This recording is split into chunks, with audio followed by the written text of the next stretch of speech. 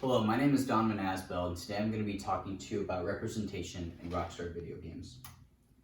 So starting off, we're going to be looking at the representation of women in video games, which has not been very positive throughout video gaming history. We can see that with the middle, we have the character Tifa from Final Fantasy VII, and on the right we have Lara Croft from Tomb Raider games, both of which are very highly sexualized. On the top left, we have Piston Honda from the game Punch-Out!, in a game where he often makes remarks about eating sushi and building cars, a Japanese stereotype. And on the bottom left, we can see the game Resident Evil 5, a game in which you are forced to mow down hordes of black people who have been infected with a zombie parasite, in which you could guess at the time of its release did not receive very good reviews because of that. Looking at a study from Radford University, of 49 games included in an analysis, 282 male humans and 53 female human characters appeared, indicating one female for every 5.3 male characters. And sexiness is generally illustrated via physical build and attire. Female clothing was often more revealing, either by less or tighter clothing overall. And on the right, we have a study from the New York Times in 1999 saying black running backs in Sega Dreamcast's new NFL 2K, for example, are more likely to prance and dance in the end zone than their white computerized counterparts.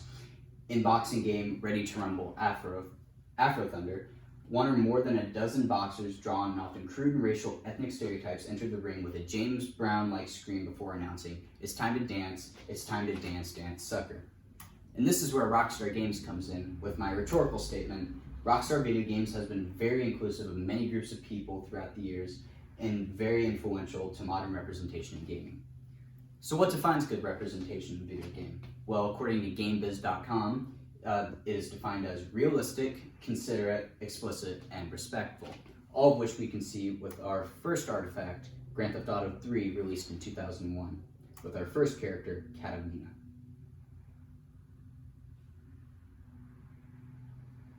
News for you. Soon you will be a pleasure, but then you was only business. You are muy pequeñito, amigo. Throw over the cash.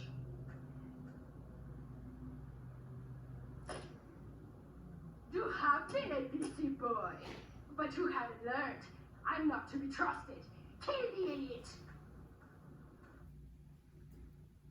So here we have the antagonist of Grand Theft Auto 3, Catalina. She's the leader of the Colombian cartel. However, Rockstar makes her out to be one of the very few women in Liberty City who is able to have that much power. And she's able to carry her own weight. And we can see this with her line, "Well, I got news for you. Shooting you will be a pleasure, but dating you is only business. You are muy pequeño, amigo." From here, we move on to our next character, Asuka.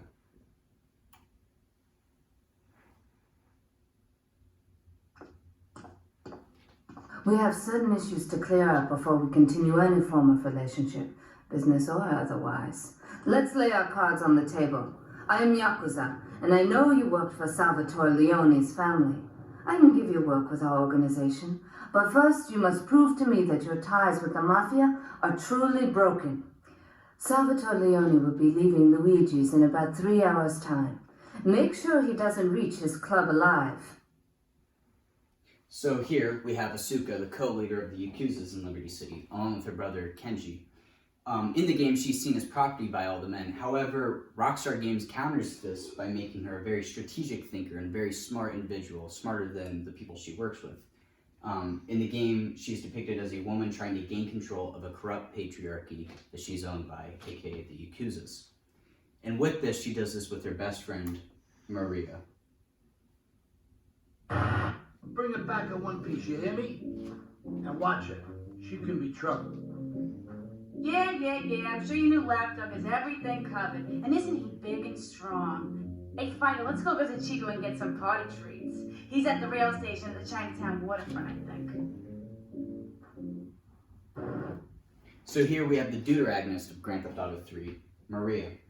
Her and Asuka are working to help Maria bring down her patriarchal Italian mafia, which she's controlled by. Rockstar Games made her a very determined individual, and however, she is admittedly ditzy and aloof, which Maria is very aware of.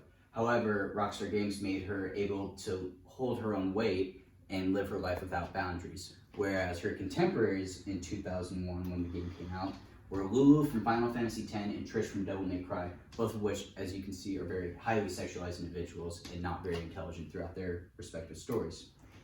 After Grand Theft Auto 3, we saw a rise in positive representation for females in video games, such as Samus from Metroid Prime and Jill from the Resident Evil games, both of which are very brave and intelligent individuals. Next, we have Grand Theft Auto San Andreas, released in 2004.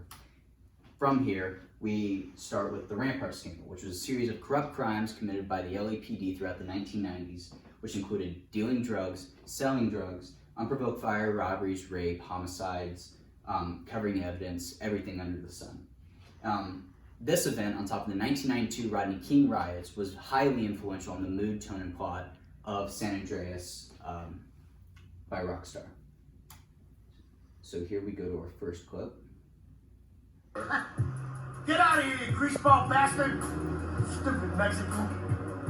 Oh, hey, sorry. My bag. Hey, man, my bag.